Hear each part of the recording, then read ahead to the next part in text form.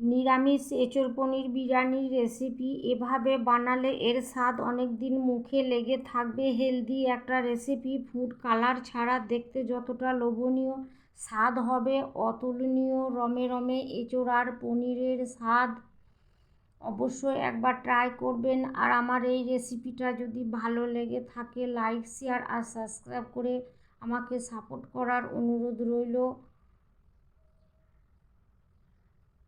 প্রথম থেকে শেষ পর্যন্ত দেখবেন প্লিজ।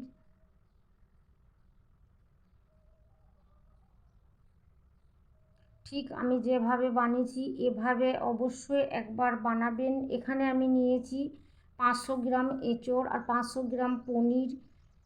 এখানে কচি দেখে এঁচোড়টা নিতে হবে, তাহলে এই রেসিপিটা খুব ভালো হবে।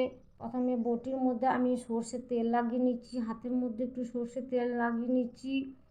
এঁচোড় কেটে নিচ্ছি, এখানে পিস পিস করে প্রথমে এঁচোড় কেটে নেব। ছাল ছাড়িয়ে নিচ্ছি। এখানে আমি 500 গ্রাম চাল আর 500 গ্রাম আলু, 500 গ্রাম এঁচোড়, 500 গ্রাম পনির সমস্ত কিছু আমি সম পরিমাণে এই বিরিয়ানিটা তৈরি করব। সম পরিমাণ দিলে এই রেসিপিটা খুব ভালো হবে।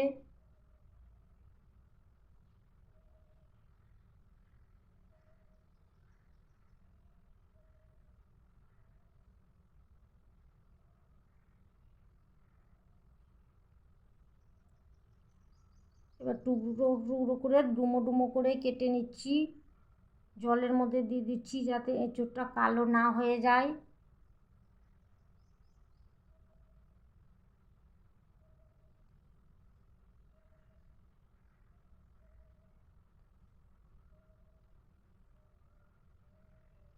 এঁচোড় ডুমো ডুমো করে কাটা হয়ে গেছে, এবার সাইডে সরিয়ে রেখে দিচ্ছি। এবার পনির কেটে নেব। পনির ডুমো ডুমো করে কেটে নেব। সমস্ত কিছু আমি ডুমো ডুমো করেই কাটবো।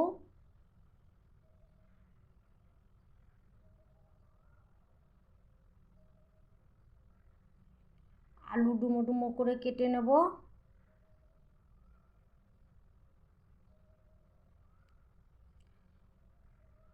কড়াইয়ে দিয়েছি পরিমাণ মতো সর্ষের তেল আর দিয়ে দিচ্ছি 1 চামচ গাওয়া ঘি। এর মধ্যে আমি দিয়ে দিচ্ছি পনির, উপর থেকে ছড়িয়ে দিচ্ছি স্বাদ মতো লবণ, আর টেস্টের জন্য দিয়ে দিচ্ছি একটু শুকনো লঙ্কার গুঁড়ো। দিয়ে উল্টে পাল্টে ভেজে নিচ্ছি, একটু হালকা করেই ভেজে নেব।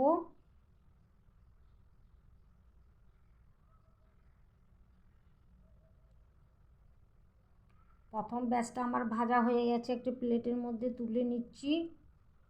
সেম দ্বিতীয় ব্যাচটাও আমি একই রকমভাবে ভেজে নেব।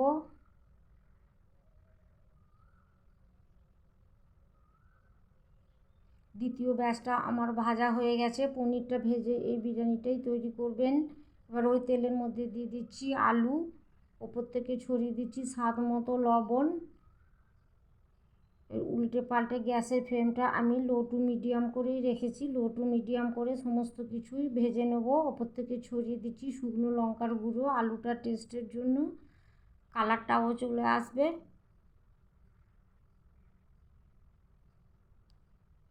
এবার আলু ভাজা হয়ে গেছে, কালারটাও চেঞ্জ হয়ে গেছে, সেদ্ধ হয়ে গেছে। এবার আমি তুলে নেব একটা প্লেটের মধ্যে।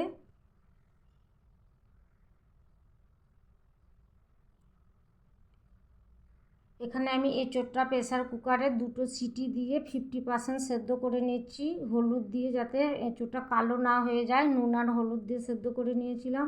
এবার দিয়ে দিচ্ছি 1 চামচ গুঁড়ো লঙ্কা, টেস্টি হবে। গুঁড়ো লঙ্কাটা দিয়ে আমি এঁচোড় লাল লাল করে ভেজে নেব। কড়াইয়ের মধ্যে দিয়েছি সর্ষের তেল আর দিয়েছি এলাচ আর তেজপাতার ফোড়ন। দিয়েছি থেতো করা 1 চামচ আদা আর রসুন আর পেঁয়াজ, সমস্ত কিছু লাল করে ভেজে নিয়েছি। এর মধ্যে দিয়ে দিচ্ছি একটা টমেটো ভেজে নিচ্ছি। যে কাঁচা জিরে ধনের গুঁড়ো, শুকনো লঙ্কার গুঁড়ো, সমস্ত মশলা খুব ভালো করে কষিয়ে নিচ্ছি যতক্ষণ পর্যন্ত টমেটো নরম না হয়ে যায়, ভাজা না হয় ততক্ষণ পর্যন্ত কষিয়ে নেব। এবার দিয়ে দিচ্ছি ভেজে রাখা এঁচোড় ভেজে নিচ্ছি। দিয়ে দিচ্ছি পরিমাণ মতো জল, জলটা দিয়ে খুব ভালো করে কষিয়ে নেব। ঢাকনা দিয়ে ঢেকে দেবো। গ্যাসের ফ্লেমটা মিডিয়াম করে রেখেছি। দিয়েছি স্বাদ মতো লবণ। একবার করে ঢাকনা দিয়ে ঢেকে ঢেকে কষিয়ে নেব।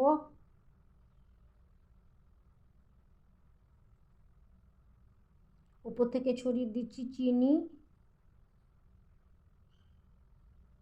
লাল লাল করে কষা হয়ে গেছে, এঁচোড় থেকে তেলও ছেড়ে দিয়েছে, এঁচোড় মাখা মাখা হয়ে গেছে।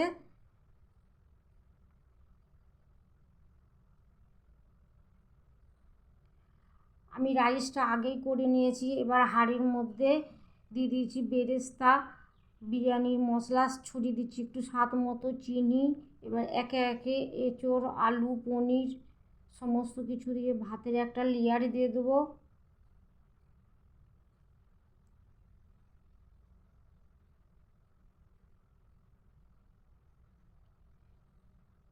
এবার আমি রাইস দিয়ে দিচ্ছি। রাইস দিয়ে একটা লেয়ার আমার হয়ে গেল। আবার আমি দ্বিতীয় লেয়ারটা আবার আমি ছড়িয়ে দেব বেরেস্তা, বিরিয়ানির মশলা, চিনি, আলু, পনির, এঁচোড়।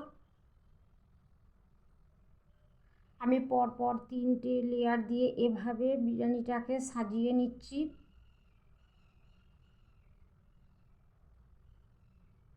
উপর থেকে আবারও আমি রাইস দিয়ে দিচ্ছি।